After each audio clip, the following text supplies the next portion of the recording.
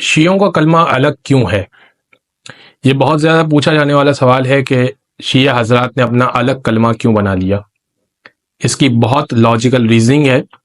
رسول خدا نے ابتداء اسلام میں کہا قولوا لا الہ الا اللہ تفلحوا، لا الہ الا اللہ کہو اور فلاح پا جاؤ، تو سب نے لا الہ الا اللہ کہا اور کلمہ بن گیا۔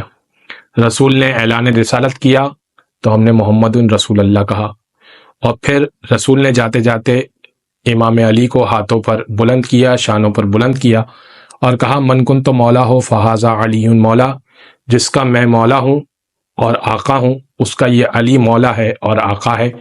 بس ہم نے کلمے میں علی ولی اللہ کا اضافہ کر دیا۔ اب اگر کوئی یہ کہے کہ مولا کا مطلب تو دوست ہوتا ہے، تو اس کو یہ جواب دیا جائے گا کہ کیا رسول اور علی میں پہلے دشمنی چل رہی تھی؟ اور کیا آپ رسول کو دوست سمجھتے ہیں؟ رسول نے کہا من کنت مولا ہو، جس کا میں مولا ہوں، تو کیا یہاں دوست کا ترجمہ لیا جائے گا؟ یہ سوال ہے۔ لہذا ہمارا کلمہ بعین ہی واقعات پر اور حوادث پر مشتمل ہے اور بالکل ٹھیک کلمہ ہے، اور یہی کلمہ ہونا چاہیے۔